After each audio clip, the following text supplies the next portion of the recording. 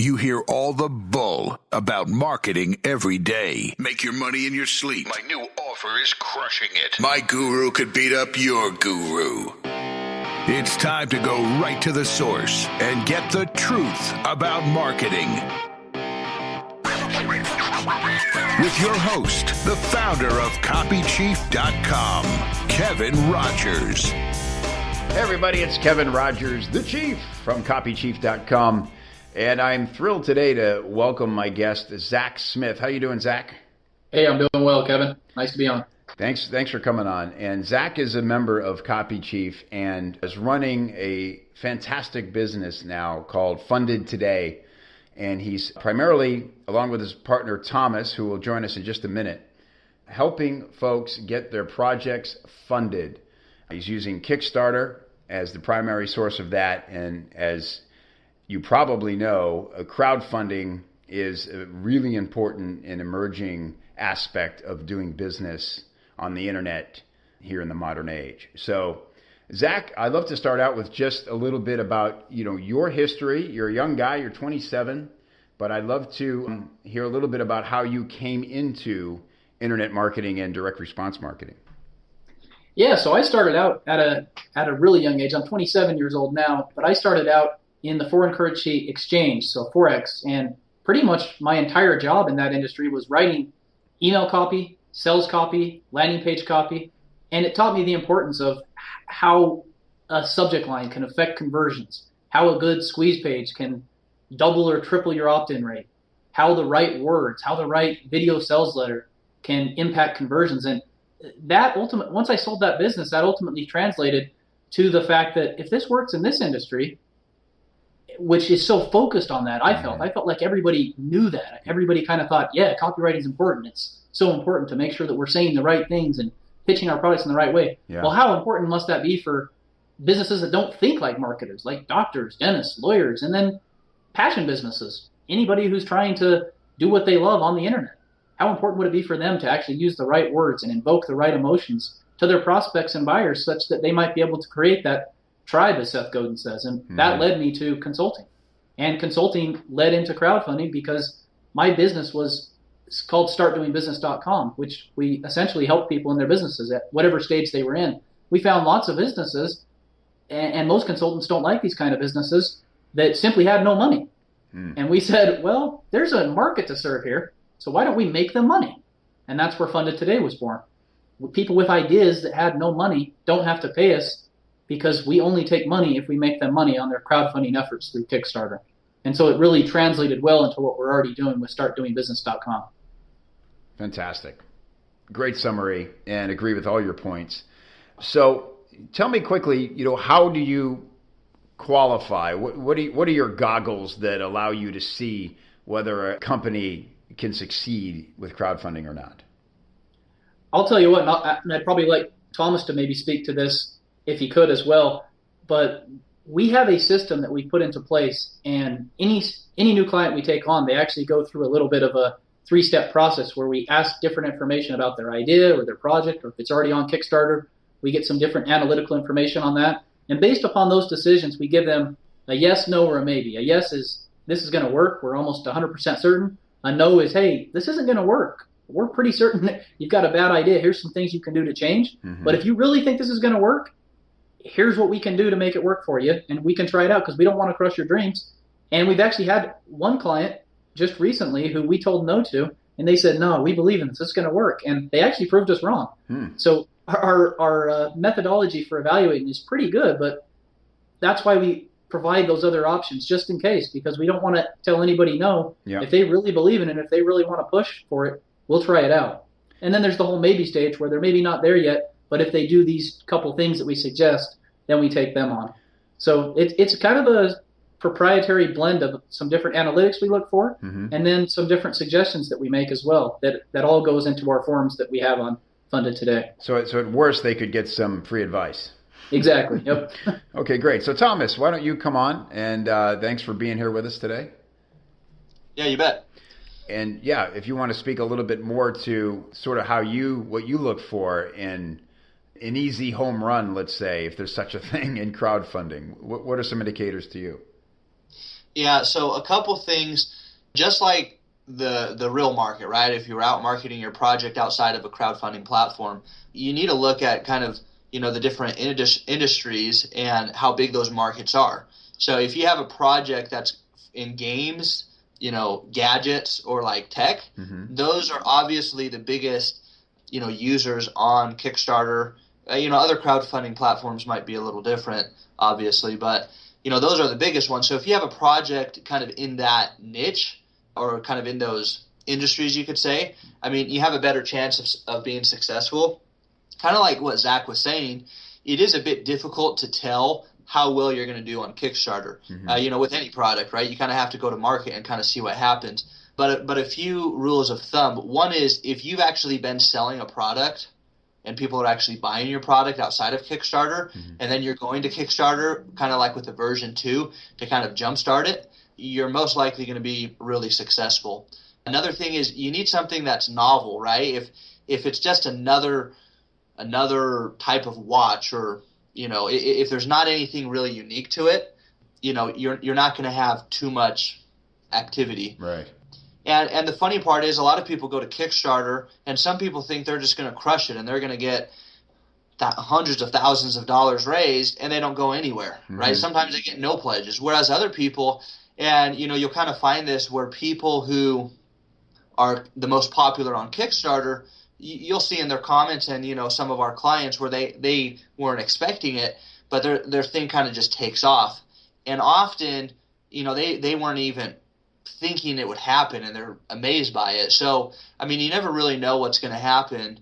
Usually the main reason a project is going to take off and do $500,000 or $1 million is if you have something that's really novel that, a lot of people would use, male and female, and you get some big PR, right? That just gets you hundreds of thousands of clicks. And so if you have the right product that people like and they're purchasing, so that's kind of the holy grail, you can almost say, is the PR, which is what we help clients with. But then also having the paid media with the copywriting stuff Zach has learned and whatnot, that's kind of just not as big. You're not going to hit it huge like $1 million. Right. You could if you had the right product, but again, it's kind of just a toss-up. But those are some of the factors we look at.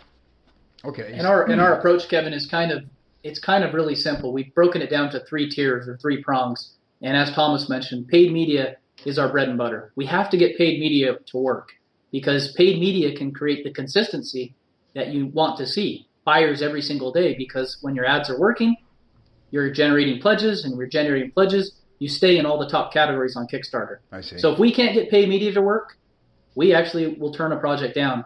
After our 2 or 3 day tests, we simply say, okay, your project's not going to work because paid media is not going to work. Here's some strategies that we think you could do on your own to get it funded, but for us, it doesn't make sense to continue on because, as you know, we don't charge any money until the end, so we're actually fronting the money to do all their paid media to start.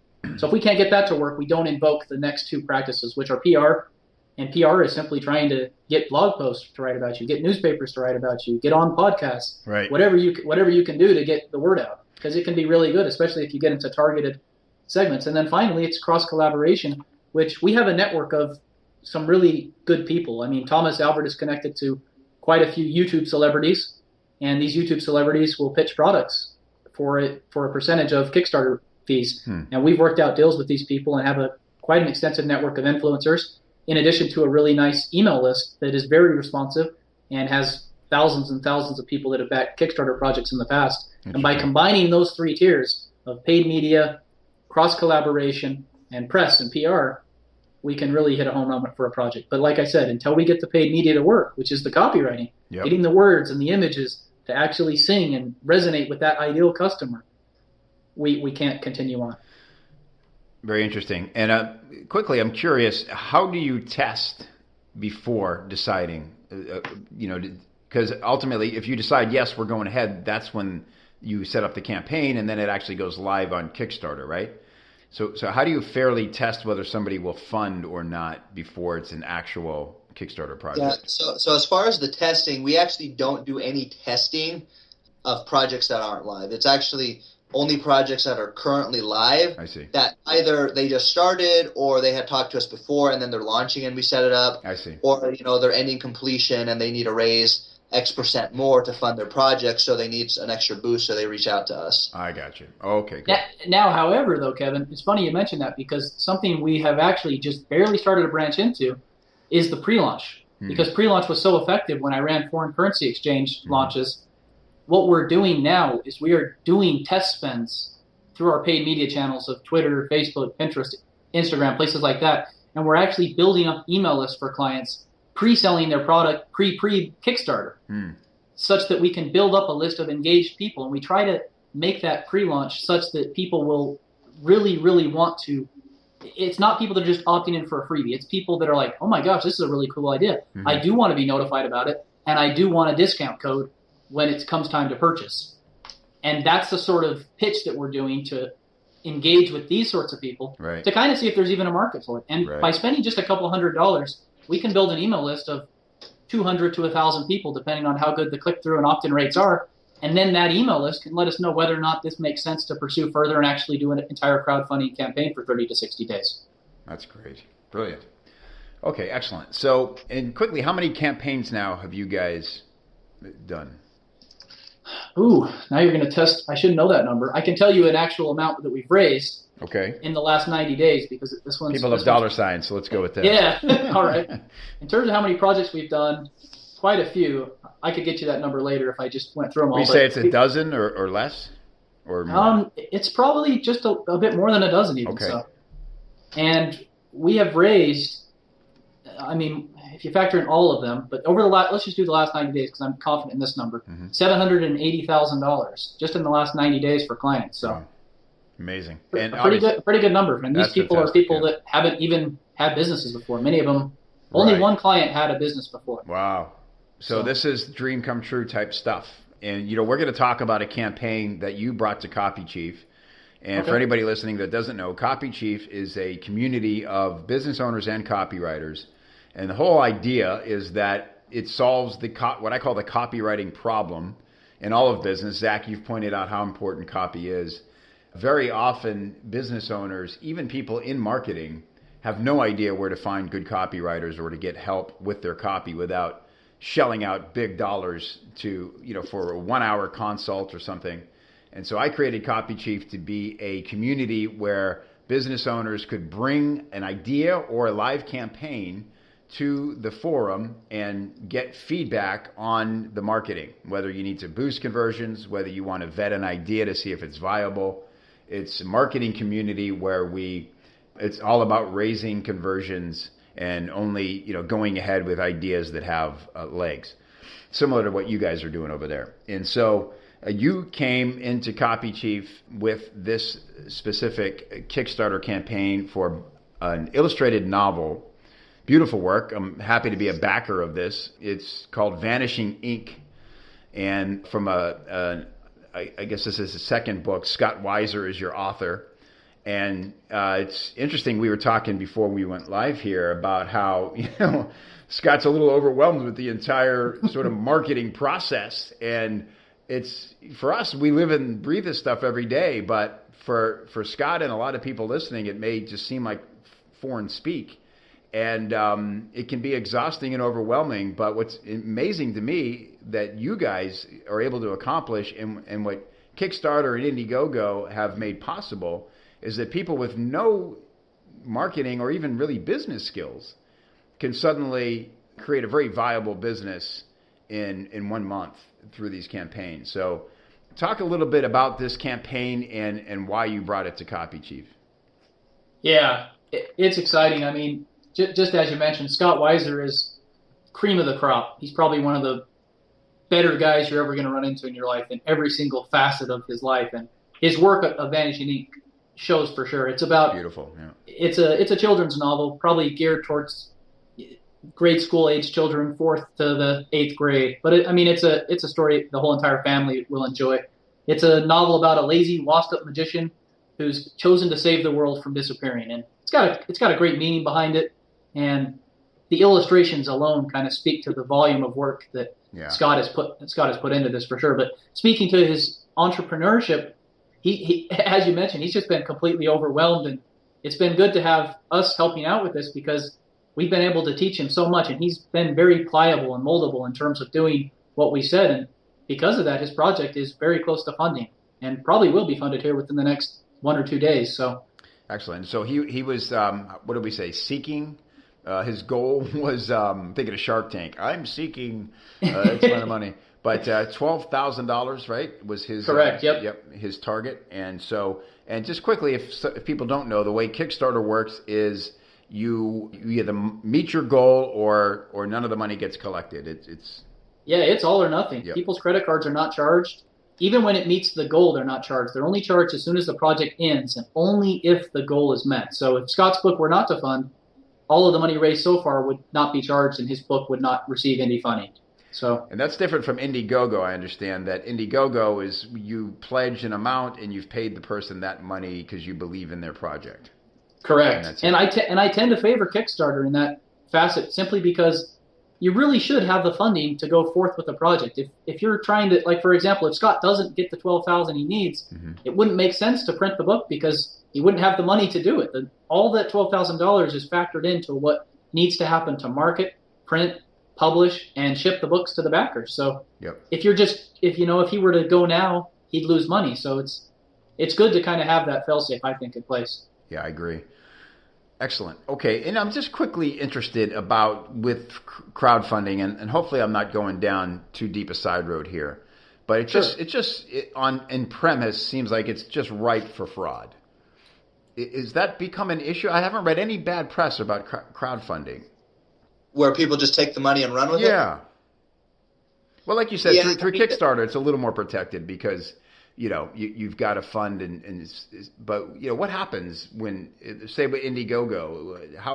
What's to stop anyone from just creating this great sounding thing and then running off with the money?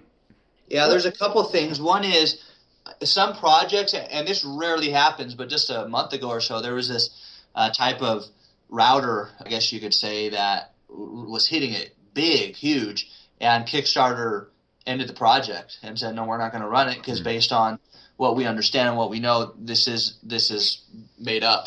So they'll kind of put their finger down on some things, but that's very uncommon. But if there's something that's kind of obvious, very obvious to them, then they'll do that.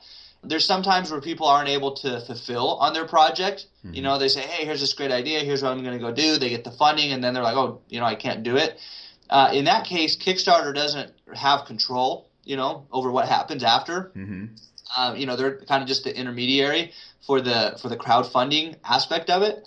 But in those cases, I know there's been some campaigns where, they can't and people kind of, the creator will refund the money as best they can. And then I think there have been a case or two where people kind of run off, once they get the money. But, luckily it doesn't seem like a lot of people do that. I mean, Kickstarter's a community of people that are early adopters to it or what, people are pretty honest about it. And the other thing is, I mean, you have to verify your information at least on Kickstarter. Other crowdfunding platforms will obviously be different, but I mean, you have to, put in, link your bank account and to get the money and do some other stuff. So if you did try to do some fishy stuff, obviously it would be illegal potentially depending on what you're doing, and they would know who you are, most likely because of the information they get. And the part I love about Kickstarter too is it's a community of early adopters and people that believe in a product before it hasn't even happened. So the backers help the backers kind of keep the project creator on that straight and narrow path.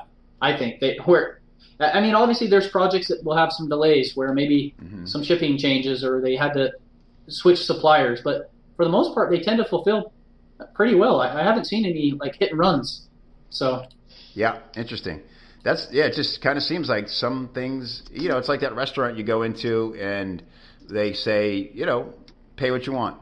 If it can actually work in the right environment, people just respect it, Yep. So there are, it's interesting. So, okay, great. So that and another fail-safe is Kickstarter's privacy policy has recently changed too. And another thing that I really like about Kickstarter is they run all their payments through Amazon. So let's say worst case scenario, a project creator does decide to be deceitful and dishonest and never fulfills and runs away, you have pretty good recourse through a company like Amazon who's going to protect you and give you your money back. Okay, cool. All right, interesting. Good to know. All right, so a couple things now looking at this thread in copychief. So you came to what we call the feedback section and you sort of laid out the project and a few things that were very interesting to me. This is my first sort of up close experience with a Kickstarter campaign, and I'd say the three major elements at play here that I noticed was obviously one, the video. The video has to be right. That's, I'm guessing, gets a lot of engagement. That's where you're introduced to the person behind the project. I offer a thing called the 60-second sales hook that translates very cleanly over to these videos. Yeah, it works out perfectly for Kickstarter videos. We tended to follow that 60-second sales hook literally to the T. Granted, our video was, I believe, 2 minutes and 15 seconds long, but yeah. we really liked that 60-second sales hook. Yeah, it's just and that's where we started from. Okay, great. I've always sort of noticed that. And then the other thing was really interesting. You spent a lot of time thinking about the offers, right? Like what do you call them? The prizes or the yeah, exactly. Mm-hmm. The pledges. The pledges. Okay. So walk us through that and how what you've seen work and not work when it comes to the pledges, and briefly explain what they are and how that works. Yeah. So on Kickstarter, there's different levels of. I'll just pull up Vanishing Ink really quick, but there's different levels of rewards that you get. So, for example, if you pledge $1 or more, mm-hmm. we came up with the line, spare a buck, save an artist. Every little bit helps. You know? So that's just give me $1 because I'm doing my best here and you believe yeah, it. Exactly. You like the book, but that's all you got to give. Okay. Exactly. And the other levels, what we did is we tried to use a little bit of sales tactics in the sense that we created something called the early bird. And we made the early bird have a lot of slots, so it still actually hasn't ran out. And we called it the early bird. Be the very first to get your own hardcover copy of Vanishing Ink and save $10 off the expected retail price. So you make people feel like they're getting in early, which they are. It's going to cost a little bit more, of course, and that's why we reward people on Kickstarter. Mm-hmm. And that was the $20 level. And then we had a $25 level, and we called that one the best value. And the best value was you got the hardcover book and the digital copy, kind of like the Kindle version. Yep. You know, so the $30 level got you an audiobook and the full digital copy. So we spent a lot of time, because I don't like to rewrite the book. I like to look at what was successful on Kickstarter mm-hmm. and copy that. So I spent a lot of time analyzing the projects on Kickstarter that did really well, that were in that publishing category. And I said, okay, what did they call their rewards? And what did they charge for their pricing? And how did they factor in shipping? And how did they play that out? And I actually talked and interviewed with 2 or 3 people and asked them, how did this play out in the end? Were you tough on shipping? Who did you go with for shipping? And we figured out all of these details before we even began, such that we know that we'll be ROI positive when this thing finishes, while still being able to deliver some great rewards. I mean, if you get up into the really expensive levels and you really wanted to help out Scott Weiser, there's a $1,000 level where he'll create an actual illustration for you in the likeness of what he's done on the book. Yeah. And he'll send you that, which is kind of cool. I mean, look at Scott's work and tell me that might not be a cool present for somebody. Haven't had anybody take us up on that yet. Really? But yeah, it's surprising. Yeah, because I could be wrong. I think that was an idea that emerged in Copychief. Yeah, it was. I believe Scott McKinstry suggested that, and we added that as a level specific to him. So yeah, I think it's brilliant. And you say it's a bit of an indulgence, but somebody with the little dough who really believes in this project and loves the art. It's very distinct art, and I think it's a really cool offer. And you'd be surprised, too, the money raised on Kickstarter isn't all the money that gets raised. We've had a couple people come to us privately and have given thousands of dollars in donations, and they have kind of just said, hey, I like this, here's what I want to do, and we've worked out special arrangements for them, which has been kind of cool, too. So very interesting. So it's not hard and fast. It's got to be, you got to choose one of these. People can reach out, and then how would they pledge? In that case, the money doesn't show up on Kickstarter. They send it to us a different way. Yeah. Private. Yeah. Yeah. Very interesting. Okay, great. So yeah, this one of the things we worked out was the pledge levels. That was very cool. And I remember we talked a lot about, you got a lot of feedback from the Copychief members about the story and the video. You know, tell me what your big takeaways were as that sort of evolved. Well, let me tell you what the results were first. So okay. I'm actually just running some numbers right now for you, because I know the results on this one have been, they're amazing. For every single video view on Scott Weiser's Vanishing Ink, we're making $3.76. Wow. Which is really good, because I'm looking at a project right now that we're running, not to be specific on that particular project, but it's 0.76. So wow. if we divide 0.76 by 376, Scott Weiser's book is performing 80% better in terms of video views. It's just that Scott Weiser's a new author. He's a new illustrator. People haven't heard about him. He doesn't have his tribe yet. Right. So the amount of money that he's raised isn't hundreds of thousands of dollars, but he's doing exceptionally well in terms of conversions. Right. That's fantastic. And so what is, if somebody's sitting there dreaming of their Kickstarter campaign right now, what are the things they need to accomplish in their Kickstarter video? I think you've got to be short and to the point, and you've got to learn to talk benefits. Mm-hmm. Everybody knows you don't sell the hammer and the nail, you sell the hole that you sell the nail that's sticking into the hole, or that sort of thing, right? Right. So many people I've found, in fact, just today, speaking again to that other client that has the video views conversion rate that's only 20% of Vanishing Inks, they haven't talked in that benefit-driven language that Vanishing Ink focuses on. You've got to learn to talk about, and it's hard with a book. A book is a lot harder to do than a physical product, because a physical product, it's sometimes easier to say, oh, okay, this helps me do this. That's the benefit. Here's the feature. Mm-hmm. So I think that is probably one of the biggest things you've got to do. And then you've got to be able to do that concise. People have lots of Kickstarter projects to go through. I think there's 181,000 plus projects that have been on Kickstarter. So there's a lot to sort through. If you're not quick and if you're not compelling, then you're not going to be able to attract the attention. So the approach we took for Vanishing Ink was to make it like a movie trailer. And so the first few seconds of the book kind of have that movie trailer feel to it that lead off with the cliffhanger that make you hopefully want to read more and understand more about what this book is about. Again, the hardest part about a book is people usually have to read it. And then when people read it and love it, they tell more people about it. Right. In the case of doing a book on Kickstarter, no one's read it. Yeah. So you better do a darn good job of convincing them they should read it. That's right. Because no one's heard about it and there's not many reviews out yet. So that's a great point. So they have to love the story. They have to resonate with the author. There needs to be a connection there, a reason for them to care. Exactly. Mm-hmm. Okay, great. Yeah, fascinating. And so you say you showed us the results already, and that's great. So I appreciate you doing this.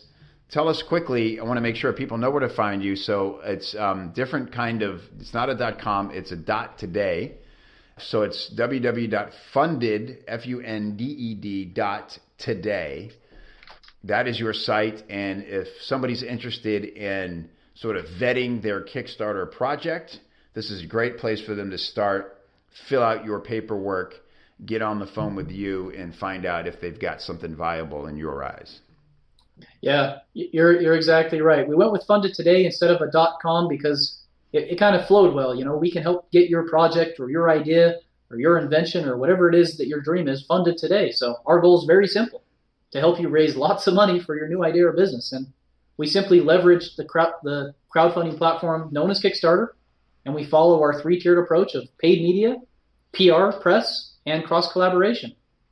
And it's been very exciting to kind of see that play out. The part that I love the most about what we're doing, and the reason why I've kind of dropped a lot of what I've done and focused so much on crowdfunding over these last 12 months, is because I like to call what we're doing a triple win. The client wins because we're going to get them hundreds, maybe thousands of new backers, which means more people that believe in an idea that really hasn't come to market yet. You don't have to pay us anything up front. We're only paid if we can make you money. Mm-hmm. The customers win, the second win, because we're bringing them great new products and inventions and ideas. We're actually reaching out to people and showing them things that they're not going to find at Walmart or Target or a bookstore yet.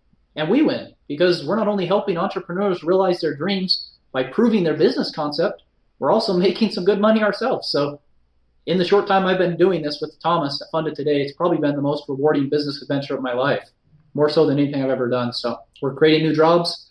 We're inspiring and helping people that didn't even know they were an entrepreneur. In the case of Scott Weiser and Vanishing Ink, and we help them get started, and literally everybody's happy. So it's a good feeling to be part of. That's great. Love it. And quickly, one last question. I like to end these by looking into the future just a bit. And crowdfunding is still a relatively new aspect of, sort of generating income or capital, so to speak. How do you see this evolving in the near future? I believe what you say. It seems like for every person I ask, maybe 1 in 5 even knows what Kickstarter is. And if you say crowdfunding, they actually don't put 2 and 2 together. They don't even know that Kickstarter is crowdfunding. So it's definitely in that early adopter stage of the business cycle. Mm-hmm. I see it becoming more universal. I see people starting to, I mean, maybe they're a little worried about it. Maybe they don't like the weight. But I think people are going to continue to come together. There's so many great shows on TV now. There's Shark Tank. Mm-hmm. There's Marcus Lemonis and The Prophet. And I think these TV shows are leading people to think, man, I kind of like entrepreneurship. Yeah. I kind of see how this makes sense now. I kind of see how maybe I could actually do this. It's not as confusing and scary as it might have been 5-10 years ago. Wow, the internet is so universal. Right. It reaches so many people. Maybe I could do this. Maybe I should give it a try. And I see us slowly moving to the point where crowdfunding becomes a new way to raise money without giving up equity in your company, without having to, go the friends and family route so much,